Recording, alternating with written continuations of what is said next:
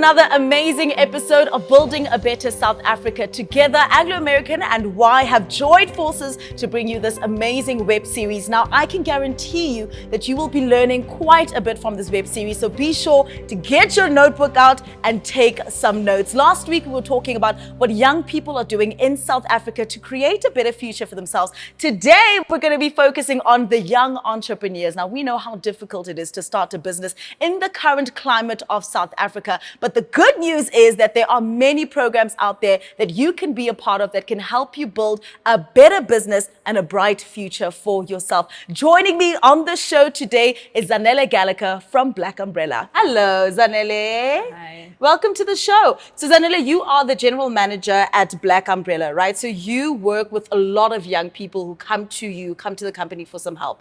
Let's start off with where we are right now. The economy is bad and it is affecting young adults so intensely. What are some of the major issues that you've noticed that young people are facing today? I think the biggest one that goes without being said is access to funding. Yes. If you look at how our funders work, they're still looking for an established business. They're looking for healthy cash flows. They're looking for good turnovers. And generally that means, the space is not conducive for a startup business or for an entrepreneur looking to start out who needs that backing. Yeah. Which then means it takes longer for a business to stabilize or to get to a place where they are sustainable. I think the next biggest one is saturated markets. The marketplace can either have heavy barriers to entry or there's just such high competition that it also creates delays for business. Yeah. We don't talk enough about compliance restraints that cost money. Sometimes it can be very expensive for a business to be compliant depending on the industry. We don't talk enough about access to good Wi-Fi and data. Yes. And how that affects it. I think we know about load shedding. We know how not having that affects productivity, that affects the way the business is allowed to be efficient. So I think there's many challenges that business face. But fortunately, I think given the climate, given the environment, we also learn that businesses are resilient. Yes. And they know how to work around these challenges. Exactly. If it's one thing young people in this country know how to do is make a plan. Yes. And we will make a plan to get to where we need to be. At Black Umbrella, like I mentioned, you work with a lot of young people, right? Did you see a kind of a spike in the applications that you were receiving, especially after your digital shift? And was that because of COVID? Was it because young entrepreneurs are wanting to take charge of their own futures? What were some of the factors that played into that spike? Yes, we did. Young entrepreneurs were in the minority before the virtual incubation sort of launched for us. Post that, we are seeing 51% of youth-owned businesses on our pipelines.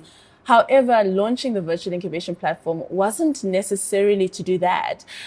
We did it, and not to answer to COVID either. We did it because we wanted to have reach. We wanted to say, wherever you were as an entrepreneur, you could access development opportunities, and they didn't have to compete with your day-to-day business. What we found was in the physicality of development, an entrepreneur had to drive, some of them even up to 2 hours, to access an incubator, to be able to access mentoring, coaching, and training facilities. Whereas development can be actually implemented on a virtual scale. We also learned that different industries were deprived of development simply because they could not leave their place of work. Speaking of, agri-space, of the manufacturing business. So we saw a spike in different industries. We saw a spike in youth-owned businesses. And then we saw ourselves reaching every corner of South Africa, which was really the goal. And that's the thing, right, is we're no longer looking for a seat at the table. We are building and creating our own tables. We're creating our own opportunities. But it is hard. It is difficult to get to that point. Are young people still hopeful?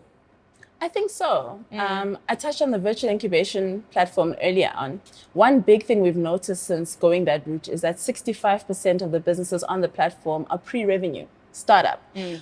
Before, an entrepreneur used to feel that they needed to be well on their way in order to start seeking assistance.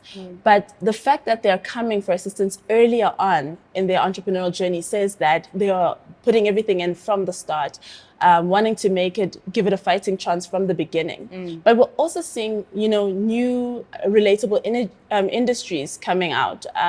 We've got great programs or projects running with corporates coming to the party where they're looking for businesses in biogas, in biocompost. We have a big project around that, and there's a lot of young business that's involved in that.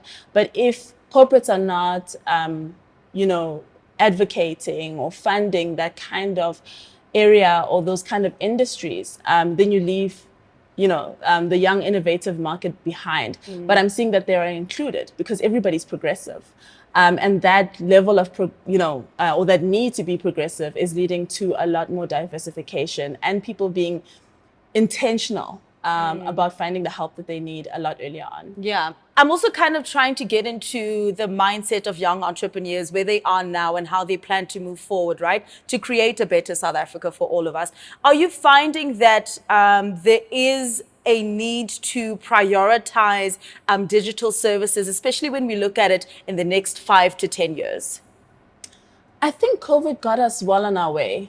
I think what is happening around us and within our economy is forcing everyone, as I mentioned before, to be progressive. Yeah. So young people don't need to fight as hard.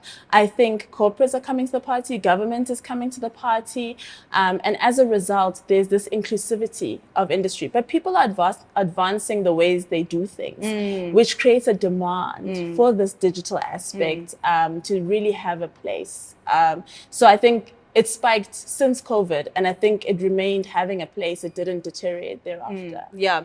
Let's talk a little bit more about Black Umbrella, and I just kind of want to give our viewers an overview of what you do at Black Umbrella so that when they watch this, they know that there are opportunities out there for them to go out and grab, especially for someone who's got a small business who's like, I'm really passionate about this thing. I think that this is such a good idea. I just don't know what to do with it. I don't think I've got the skills to run this business. Could you just run us through what you do at Black Umbrella so that, we can reach out if we need to? Sure. We're an entrepreneurial development organization. We're a nonprofit organization. We are a partner entity to the Cyril Ramaphosa Foundation. And what that means is that we run entrepreneurial programs. And that means a business doesn't need to self-eliminate. Whether you are already running or complete ideas phase, we are here to assist. We have programs fit for different sizes or different levels of business activity. Our only criteria, in fact, is that you need to be Black owned. Yeah. As a business, but the size doesn't matter. We care about technical expertise. So if I'm a baker, I must have those abilities. But what you come to the program to seek is the business development. Yes. How do I run my business in a way that will allow me to survive and be sustainable in the long term? And that's what we're really here to assist the business with. I love that. Zanelle, thank you so much for joining us on the show today and for giving us your insight. It's a pleasure. Thank you. Alrighty, well, there you have it. The opportunity is out there. You just have to make sure you go out and grab it. Thank you so much once again to Zanelle for joining me on the show today. It was absolutely insightful, and I really do hope that you took a lot away from this episode. Next week, we're going to be continuing the conversation. Very, very important discussion. So I do hope that you will join us once again. I'll see you then. Bye.